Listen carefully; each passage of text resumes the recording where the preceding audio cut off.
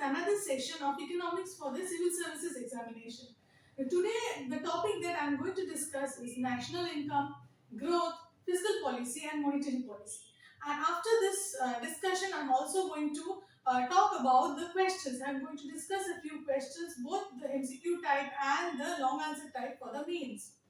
Actually, you get quite a number of questions. If you see previous year's question papers for both pre and mains, you'll find that there are a lot of questions from these areas. So, both for the UPSC Civil Service Examination as well for the mains, the MCQ type West Bengal Civil Services Examination. So, I'm going to discuss both the MCQ questions for UPSC Civil Service Pre as well as UPSC Civil Service Examination mains and also WBCS WBCS examinations mains. Now let me start with national income. But before I introduce the concept of national income, let me explain how income is generated, how income flows into the economy, and then I'm going to discuss the national income aggregates, and then I'll move on to the concept of growth.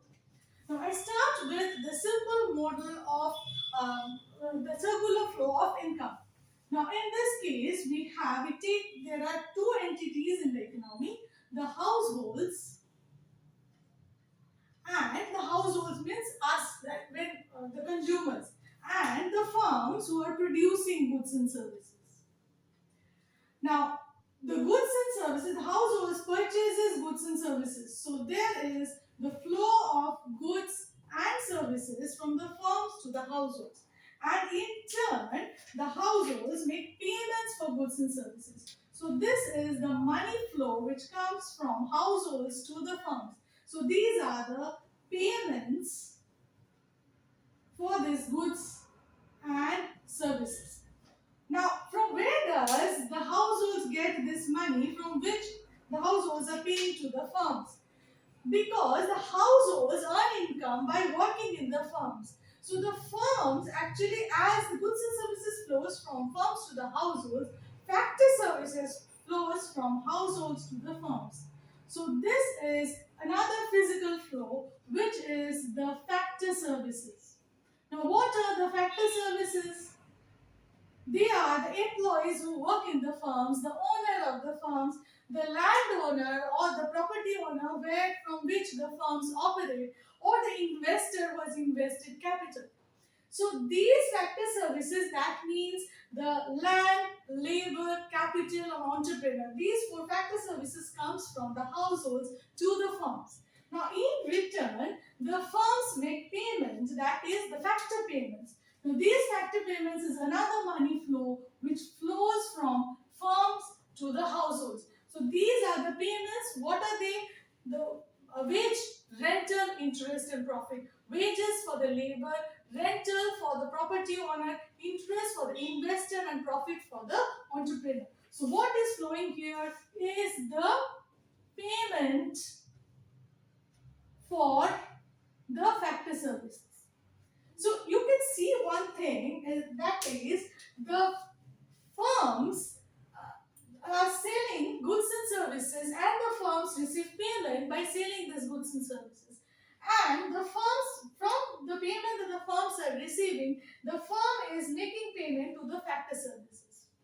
So one thing is the households are receiving income, and the same income the household is spending on the goods and services. So one thing, it's clear from here that the income is equivalent to the expenditure made by the households. Another thing which becomes clear is that the total cost of production, this total cost of production is nothing but these payments for the factor services. So this total cost of production is again equal to the income and the expenditure. So from this simple diagram, we can understand that the national income or the total production can be viewed from three sides. One is the expenditure side, one is the income side, and another one is the production side. Now you can see that of course whatever payment the household receives, the household do not spend, they save. Of course, in that case, I have to bring the banking sector. I don't want to complicate this diagram. I want to directly go to the national income aggregates. But let me just, without introducing the banking sector into the diagram, I'll just say that whatever the household saves, I call that leakage. That leakage comes back to the system as injection, because with the savings, the banks are actually investing in the farms. The banks are giving loans to the farms. Another factor over here is the government. The government is collecting taxes both from the households and the farms. I'm not writing it over here. Again, it will complicate the diagram. The government is collecting taxes both from the household and the farms, but also the government is spending on various services the government is providing to the household and the farms. It can be infrastructure, etc. And also the government pays subsidies. For example, the LPG subsidy that we receive. So the household and the farms receive subsidies, and also they pay taxes. So that is another loop. Another loop which I am not writing again over here is the external sector. There are all the goods and services purchased by the household is not from the domestic firms. There are many goods and services that is purchased from outside, that are imports. And the firms do not sell everything to the households domestically. There are many goods and services which are exported. So I'll bring that later on, but not in this diagram. I'll do this in the analysis that I'm going to start. Now, again, I just want to say one thing. If you have, because maybe I might go a bit fast, if you have any doubts related to any part of it, you can make a comment, you can get in touch, and in that case, in the subsequent sessions, I can make introduce these topics in which you're having doubts or you need some extra session on that. Okay. Now, after talking about the circular flow, I say that there are three sides from which I can view the total production. But before that, let me introduce the concept of GDP, now which is you are already introduced to this concept of GDP because you see it in the newspapers. Now, this is gross domestic product. Now, what is gross domestic product? This is the sum total of the value of total goods and services produced in an economy in a given financial year. Now, there are other aggregates also, but before coming to that, I'll just discuss these three angles from which we can view the GDP. Okay, now one thing I say that it is the value of goods and services. Now, why I take the value of goods and services? Because by GDP, I want to see how much output is produced in an economy in a year. So that one thing is I can compare between different years, that whether output is increasing, I can compare between countries. Whether, say, India has a greater GDP than some other country, or growth rate is higher than some other country, or how where India is placed in terms of other countries. So that is comparison between countries and comparison over the year. That's why I'm calculating the GDP. Secondly, I say value of goods and services. When I'm saying total output, why do I take value? Because all the different goods and services are measured in different units.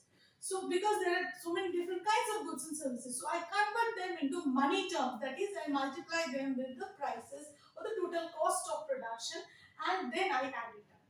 Okay, so this is the money value of the goods and services. Now let me I'm just giving a brief idea about the three parts. That is, one is the production side that we already discussed. One is the income side, and another is the expenditure side. Right. Now, in the production side, we take the total production of different producing units. Now, in that case, we do not take actually, we should take the final production, value of final production, but and we do not take intermediate goods. That is, the unfinished goods are not included over here, because unfinished goods are not ready to be sold in the market. But sometimes this difference between the intermediate goods and final good becomes blurred, because the same good can be intermediate good and final good. How?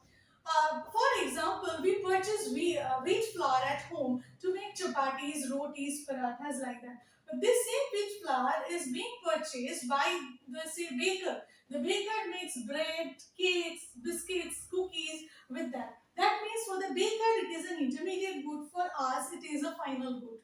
So in that case, we do not take the final production, we use the value added method. So here, instead of GDP, we use the term gross value added.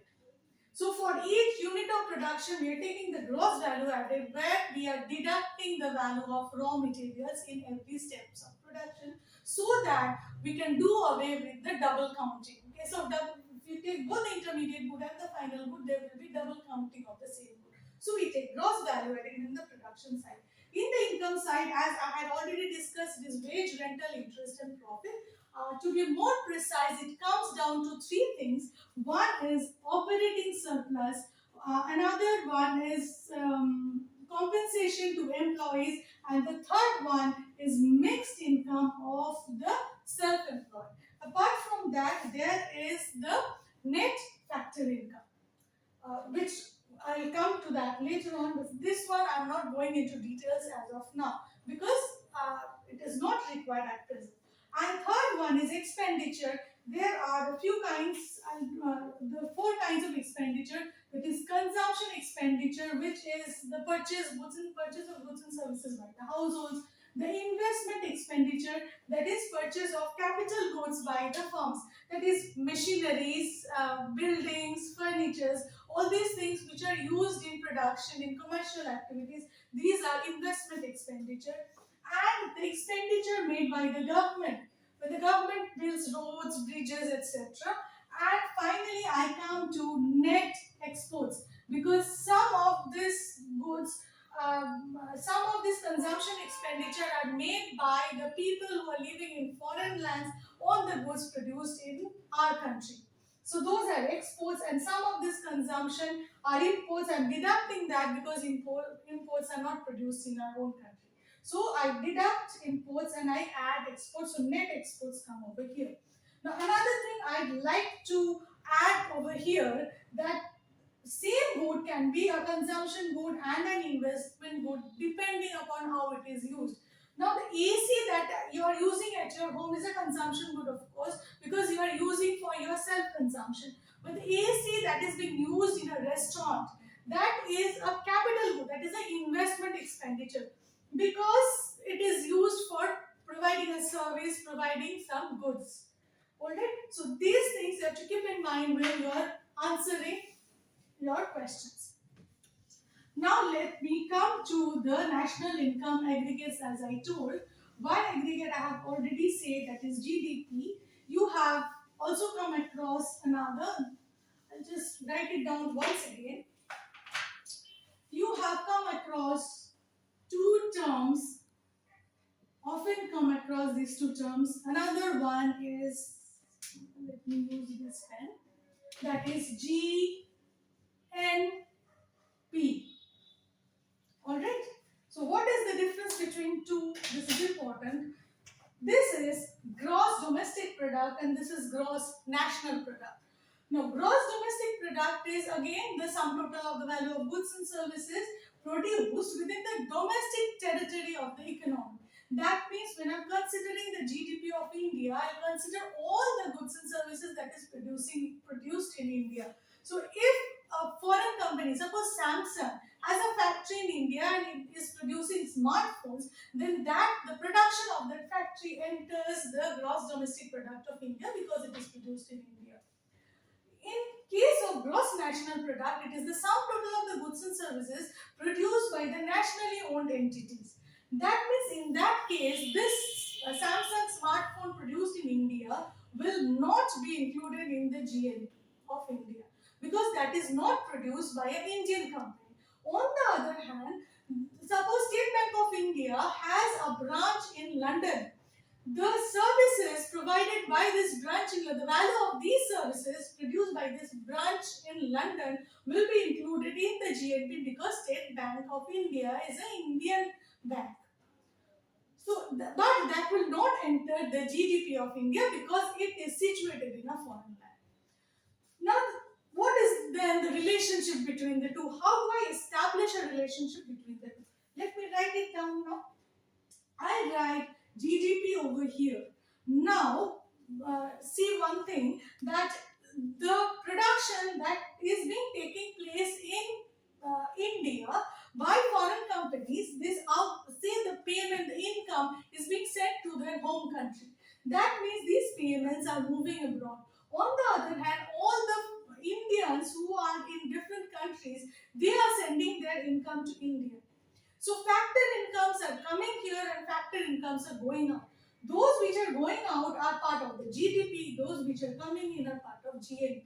So I add the factor incomes which are coming in and I deduct the factor incomes which are going out. So finally what I'm adding over here is, I write in a different color, what I'm adding over here is net factor income from abroad. When I add this, what I get is simply the GNP. So net factor income from abroad added to the GDP gives me the GNP. This is one thing. Let me come to another kind of agreement.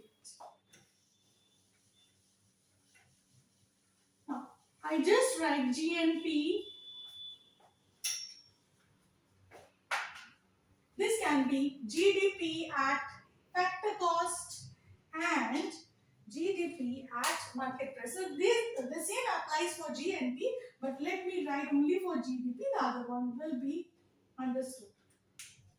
So GDP at factor price and GDP at factor cost and GDP at market price. Now, what is the difference between the two?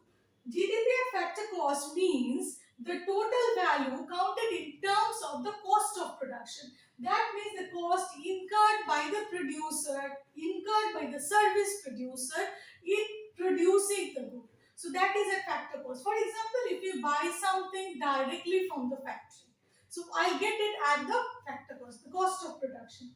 On the other hand, GDP at market price is calculated, the value is calculated over here in terms of the price which is existing in the market for that particular product. So now you can well understand what will be the difference between the two. For this GDP at factor cost, if we add the indirect taxes, we'll get the market price. But there is one more thing, subsidy. When a good is subsidized, in fact, the market price is lower than the factor cost. So subsidies are deducted and direct taxes are added. So again, if I want to establish a relationship between the GDP at factor cost and the GDP at market price, what do? I simply add the net indirect tax. Now, what is this net indirect tax? It is indirect tax minus the subsidy. So, I am deducting the subsidies from GDP at factor cost. I am adding the indirect tax. So, finally, I am adding the net indirect tax. I get the gross domestic product at market price. The same applies for the GNP as well. This is one part. Now, one more aggregate I should say is quite important in this picture. What is that? Just now I talked about investment. I said that GDP includes consumption expenditure, investment expenditure, government expenditure and net exports. Now, one thing about capital investment expenditure that is made for production is that, suppose it is machineries. Now, machineries are subject to wear and tear. So, part of this investment expenditure are done for replacement. Suppose a building, suppose a factory shed has become dilapidated. So, a new factory shed has to be constructed or it has to be renovated. Now, the cost incurred in renovating this factory or building a new factory, that is actually replacement of the capital. So it is not building, it is not new investment. So actually we call this, when from gross investment we are deducting this replacements, we get net investment. So how do we, so this GDP actually considers the total production. So here we do not get the picture that what part of it is just a replacement, because that doesn't add to the total output. So if we want to know actually how much has been added to the total output, we have to deduct this depreciation. So this, what I said is the replacement. We call this capital consumption of fixed capital. So we keep a capital consumption allowance. Alternatively, we also call it the depreciation allowance. So when we deduct this depreciation allowance from the GDP, I just denote it by small d. What I get is the net domestic product. Alright, so same applies for GNP. If I deduct depreciation from GNP, I get the NNP. Now, I should make one thing I'd like to mention over here, that remember that NNP at factor cost, this figure NNP at factor cost is also termed as the national income. When I talk about national income, it is actually I'm referring to be precise, the net national product at factor cost, which includes, as I already said before, compensation to employees, operating surplus, and mixed income of the self-employed. Now, let me introduce another concept. Now, again, I repeat another thing, that if you have any doubts from here, you can comment on it and I can take it up in the next session. So let me come to one more concept, because I talked about GDP and I said that GDP tells me how the output or the income of the people are growing. But if say the population is also growing, then I'll not know whether prosperity, whether the standard of living is improving. How can I know that whether the standard of living of the people are improving? Then I introduce another aggregate which is known as the per capita income. So as the name suggests, it is actually a concept of average income. If the total GDP is distributed equally among the whole population, then the amount each people will get is actually the per capita income. So per capita income, that is PCI, is the gross domestic product divided by the population. So I get the per capita income. Another relevant concept is, which you have come across a lot when you read the newspapers, is the real GDP and the nominal GDP.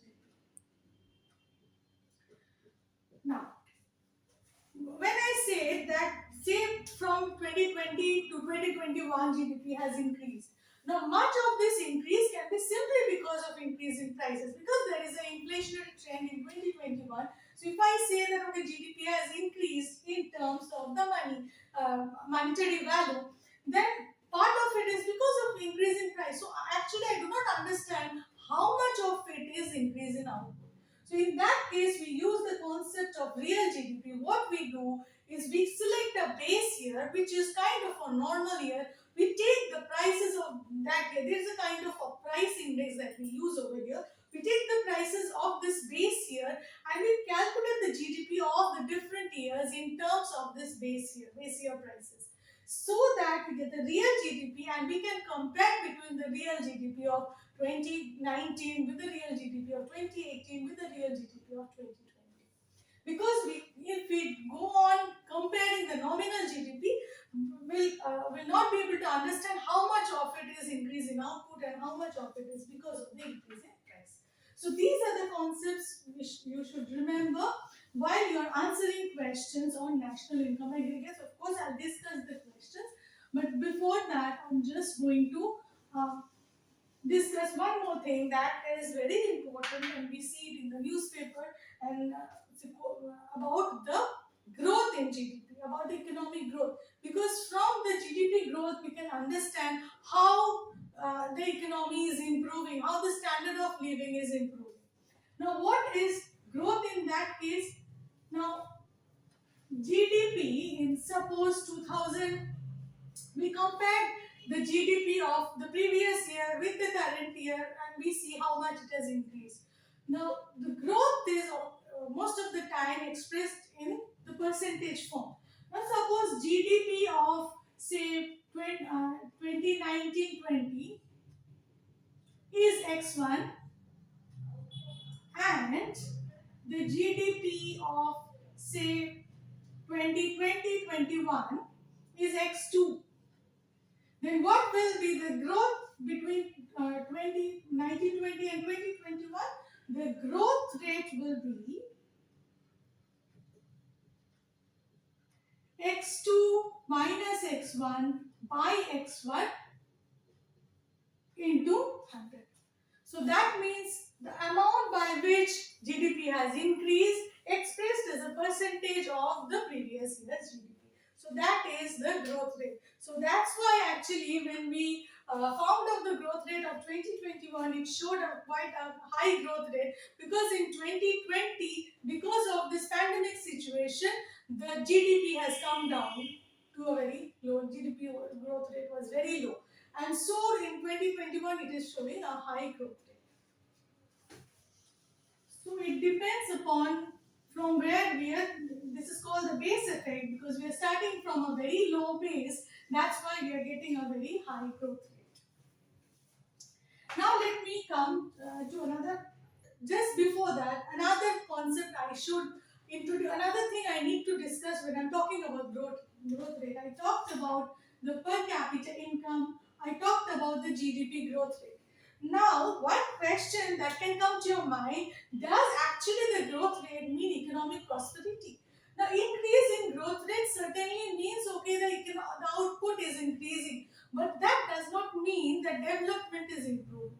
Because development means whether we have access to improved health facilities, improved educational facilities, more skill formation, less amount of poverty, less amount of inequality. So these are the things, social security to the people. If these things improve, then only we can say that there is development is improving. Now, of course, to have a higher pace of development, better improved development, GDP should increase. There should be growth. Without growth, we cannot have development. But even when we have growth, development may not follow. For example, when there is a kind of growth, when employment is not created, jobless growth. In case of jobless growth, since employment is not created, poverty does not improve. The poverty level does not reduce, inequality does not reduce, and so we cannot get the fruits of growth.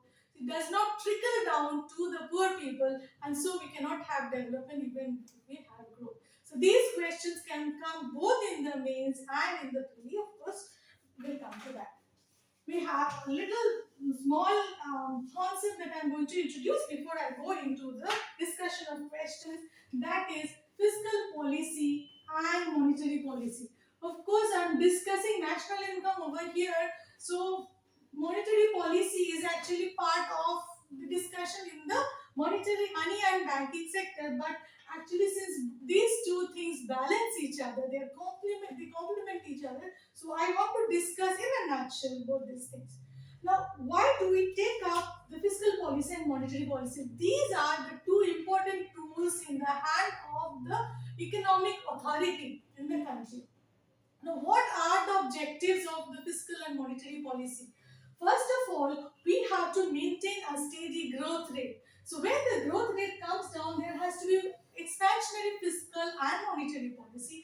Another thing is stability of the price. When there is high inflation rate, a very skyrocketing inflation rate, that has to be controlled. And when there is a recession, that also has to be controlled. The economy has to be pulled down.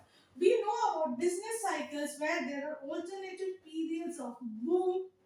This is the boom. There is recession, slump, and recovery, and then another boom. So during the recessionary period, when there is a fall in the growth rate, when there is increased unemployment, there is lower output, in these cases, there should be expansionary fiscal and monetary policy so that the economy recovers. There is higher output and higher growth, and we reach a boom period. Now, during the boom period, it is the consolidation period where the fiscal policy and monetary policy, we do not have counter-cyclic policy. In these cases, we can simply have fiscal and monetary consolidation, and we prepare for the next slump. We be prepared for the next recession. So, what are the tools of fiscal and monetary policy? In case of fiscal policy, one important tool is the tax rate. Now, when there is fiscal expansion, the tax rate is reduced. If the tax rate is reduced, there is more income in the hands of the people, because people are going to pay less amount of tax. So disposable income is higher. People are going to spend more. There will be more demand. prices will rise, and so production will increase, output will increase, employment will be generated. So during a slump, during a recession period, tax rates are reduced. During a boom period, tax rates can be increased so that there are more reserves in the hand of the government. Another tool is the government expenditure.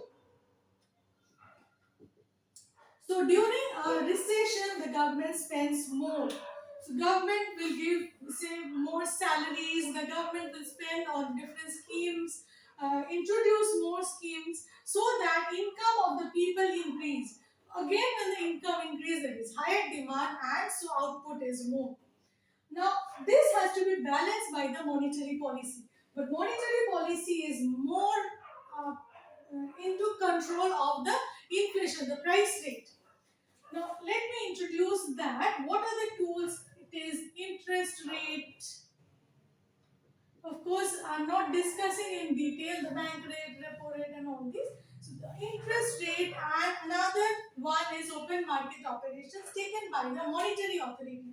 Who is the monetary authority? The central bank. In India, it is the Reserve Bank of India. Now, when inflation rate is very high, the interest rate is increased. Now, why is interest rate increased? When interest rate is increased, people will be interested in keeping the money in the bank, and less people will take loans to purchase things because loan is very expensive as interest rate is high. So demand comes down, there is less of liquidity in the market, money flow is less in the market, and so inflation is controlled. But another thing is when interest rate is high, investment also comes down, and so there is a tendency that output may also come down. Another tool I said is the open market operations. In this case, the central bank or the Reserve Bank of India purchases bonds. So there is excess liquidity in the market, there is high inflation. The Reserve Bank of India will sell bonds. When the bonds are sold in the market, the extra liquidity is being pumped out of the system. In that case, the inflation rate comes down. On the other hand, when there is a recessionary period going on, the monetary policy has to match the expansionary fiscal policy. How? In that case, the interest rates are brought down. If interest rates are lower, there will be more of investment. People will be interested in taking loans, and instead of keeping the money in the bank, they will be interested in investing in equities. And so there will be more investment. If there is more investment, there will be more capital formation, and so output will increase. So you can see that during a recession, interest rate will be reduced, tax rate will be reduced, government expenditure can be increased, and in case of open market operations, so that there is more money flow in the economy, there will be purchase of securities, purchase of bonds by the central bank. So these are in a nutshell the fiscal policy and monetary policy. So let me now discuss a few questions on these issues that I have discussed.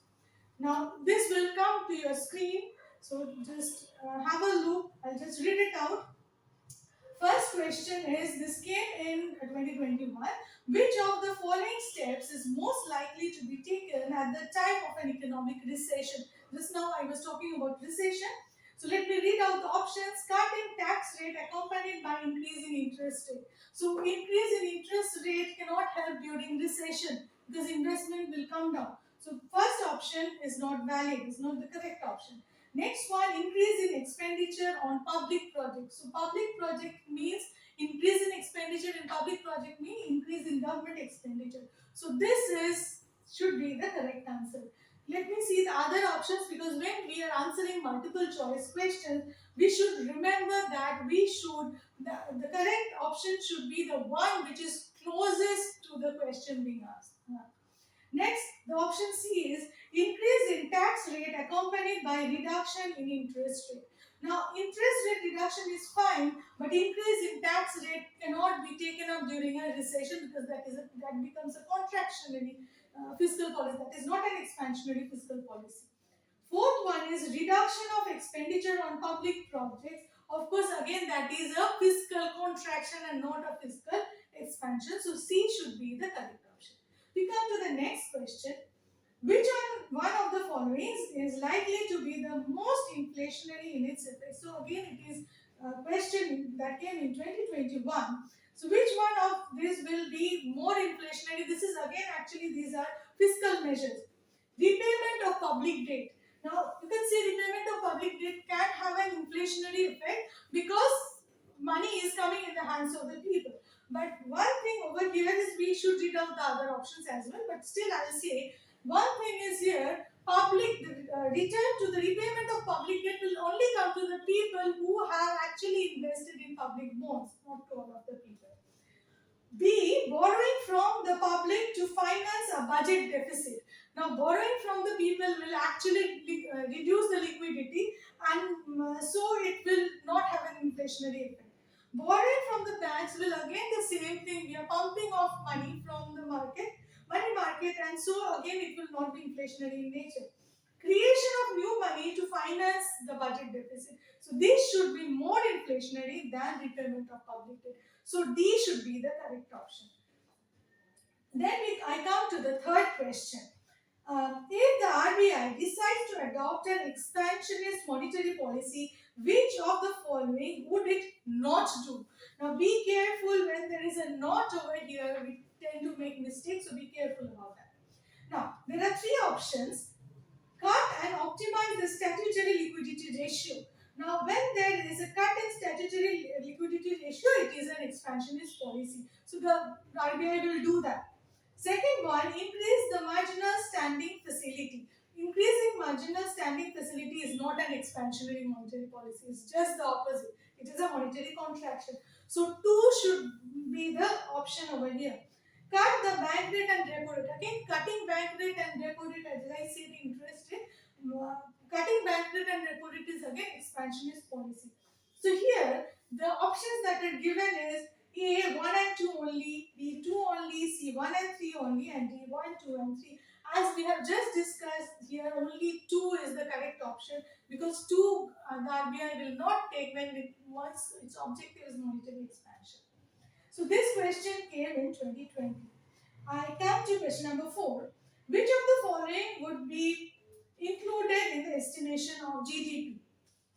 I read out the 4 items which are given over here, the 5 items. A car purchased by a software professional. A software professional is a person who purchases the car for self-consumption. So that should be included in the GDP. Next is vegetables purchased by a restaurant. What will the restaurant do with the vegetables? Cook food and sell it to the customers. So in this case, this vegetables is an intermediate good. It will not be included in the GDP. Third, I come to salaries paid by Delhi University to its employees. Of course, this will enter the GDP because it is the income of the employees. Fourth, your relative purchases a villa at an astonishingly low price as the existing owner is shifting elsewhere. That means this is a resale of the villa. I said final goods and services produced within a year, but this villa was produced in some other year. So this will not enter the GDP.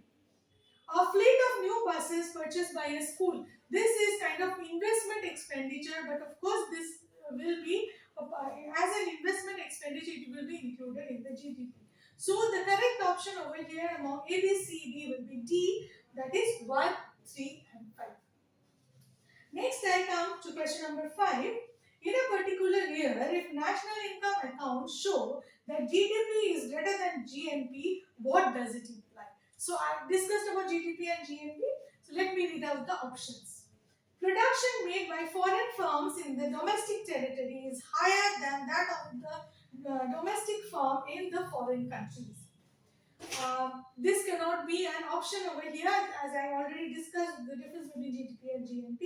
Imports are greater than exports. No, net exports we are already considering in both GDP and GNP. Net factor income from abroad is negative. This should be the correct answer. Net factor income from abroad is positive, cannot be the correct answer because as I said, GDP plus NFIA, net factor income from abroad, is the GNP. So when this is negative, then only I can say that GDP is greater than the GNP. Next question is somewhat similar to that. Under what situation can GDP at factor cost exceed GDP at market price? Option A, when subsidies exceed indirect taxes, there is a deflationary situation in the economy, there is an inflationary situation in the economy when indirect taxes exceed subsidies. It is the first case, only when subsidies exceed indirect taxes can GDP at factor cost be higher than GDP at market price. Now, I come to question number 7. Which of the following terms will be included in the estimation of net domestic product (NDP) of a country? Construction of a new factory by a textile manufacturing company. Now, this is capital investment. This will be included in the net domestic product because this is one of the current capital, not a replacement one. Tires purchased by a car manufacturing company. This is an intermediate good, will not enter the NDP. It will not enter the GDP, so not the NDP as well. Now, new desks and chairs being installed in a school to replace the worn out and damaged ones. This will not be included in the NDP. So, what will be included is only number 1. So, here the codes given here 1 only, 2 only, 1 and 2 only, 1, 2 and 3. Option A should be the correct answer, 1 only. I come to question number 8. During a situation of stagflation, which of the following can be considered as an appropriate strategy? Now, what is a stagflation, stagnation, and inflation? That means low growth rate and high rise in prices, high inflation rate. So, in that case, if we take an expansionary monetary policy, inflation will increase. But we have to take an expansionary fiscal policy to increase the income. So, what do I do? Expansionary monetary policy and expansionary fiscal policy. Now, expansionary monetary policy will worsen the situation. This cannot be the correct answer. This cannot be a very appropriate strategy. B is expansionary monetary policy and policy of fiscal contraction. So, expansionary monetary policy will increase inflation and fiscal contraction will reduce output and inflation will increase all the more. Contractionary monetary policy and expansionary fiscal policy can be a probable strategy. Finally, both fiscal and monetary contraction is not ideal strategy because there is stagnation in the economy. So, we'll go for option C. Question number 9. Increase in absolute and per capita real GDP do not connote a higher level of economic development if. Now, I said here it is increase in absolute and per capita real GNP will not ensure economic development under certain circumstances. Which are they? You have to choose from here. Now, option A is industrial output fails to keep pace with agricultural output. So, this has nothing to do with whether industrial output is greater or less than agricultural output. Option B is agricultural output fails to keep pace with industrial output. We cannot go for that. Poverty and unemployment increase. So, this should be the correct answer. If even when there is growth, poverty and unemployment increases, we can say that it does not ensure economic development. Imports grow faster than exports is also not relevant in this case. So, option C, poverty and unemployment increase will be the correct option here. Question number 10. Despite being a high saving economy, capital formation may not result in significant increase in output due to. Now remember, saving is increasing, so capital investment is increasing, but still there is no significant increase in output. Why? Now you'll find in this case all of the options may seem probable, may seem the correct answer. See, weak administrative machinery. This can sound to be a correct answer, but it has nothing to do with increasing capital. So, this option is not correct. Illiteracy can be an impediment to growth, but not in the case when we are considering increase in capital. Third one is high population density. So here we are not considering per capita income, and even when there is high population increase, if increase in output is more than the increase in population, there will be growth.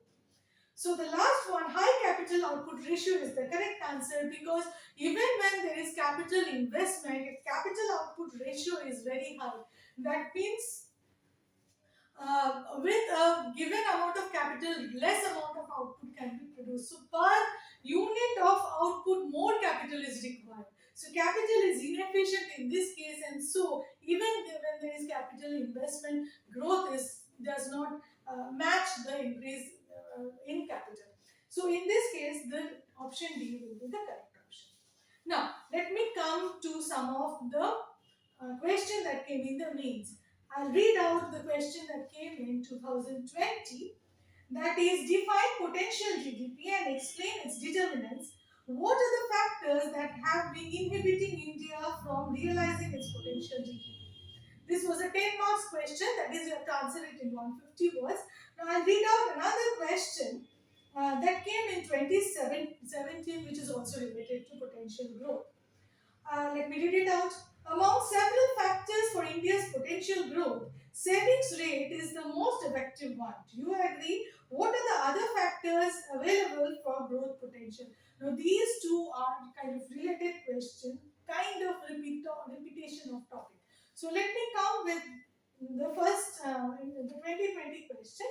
Now, when I talk about, this is kind of a very straightforward question, both 2020 and 2017. Definition of potential GDP, it is the GDP growth rate that can be achieved when inflation rate is quite normal and when there is full utilization of the resources in the economy. That means kind of full employment, the GDP growth rate that can be achieved in a full employment equilibrium. There is no excess demand, so inflation rate is the same, and so demand and supply matches and the resources are being fully employed. So what are the factors that has been inhibiting India?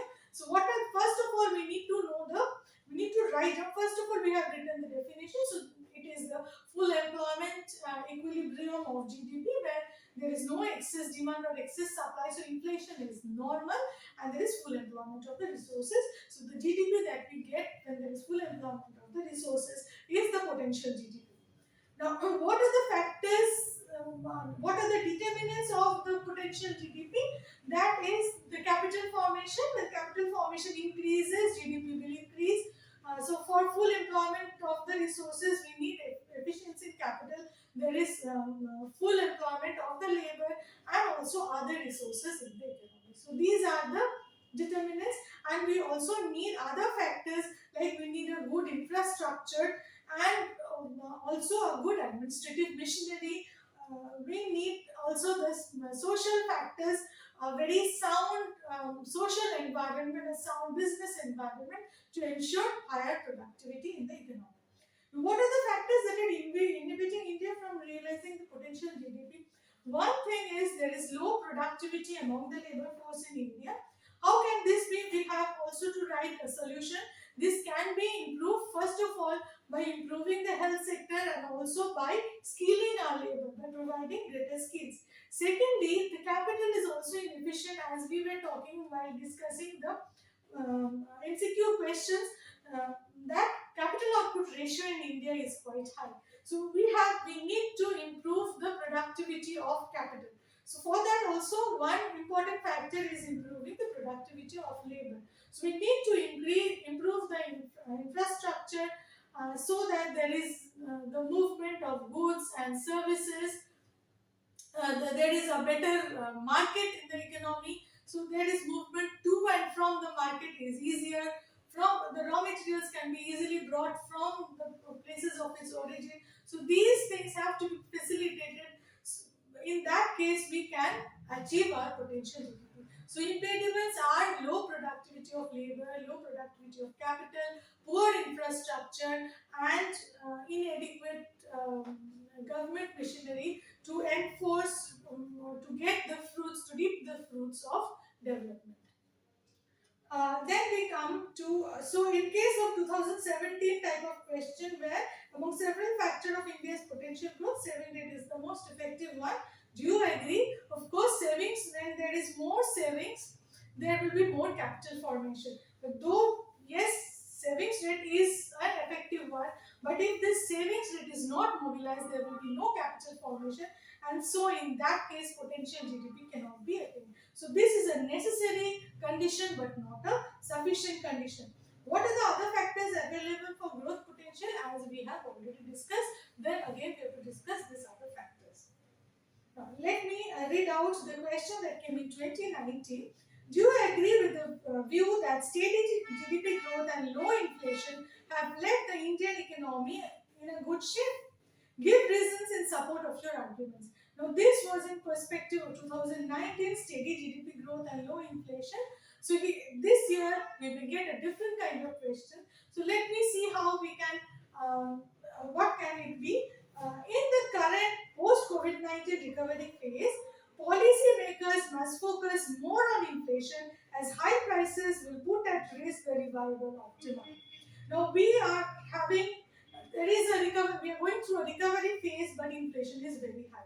So in this case, how shall I discuss? One thing is our economy is going through a recovery phase, as we can see from the quarterly growth rate in the GDP. Because in the second quarter, the growth rate was 8.4%. But on the other hand, inflation rate is very high. When the prices are very high, people tend to buy less. So demand for goods and services comes down. When demand comes down, automatically output will also come down because producers have no, there is excess supply, so producers cannot sell to anyone. So, so inflation needs to be controlled. Again, there another factor why inflation needs to be controlled. One is demand will be reduced. Another is when there is high inflation, people who are living on the margin, people who are poor, they will go down the poverty line. So poverty level will also increase because people will not be able to buy the essential goods and services. So it is important to reduce inflation, but the entire focus cannot be on reducing inflation, because when we tend to reduce inflation, we tend to increase the interest rate.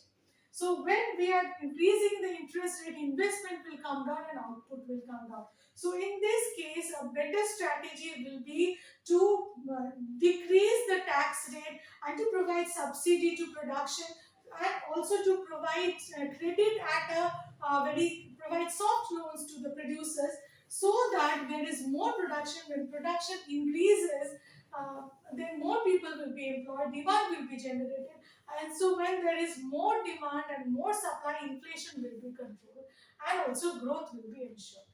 So this can be your answer in this case. So if you have any doubts, you can again write it in the comments. So for now, I'll end this session and come back with new sessions. Thank you, everyone.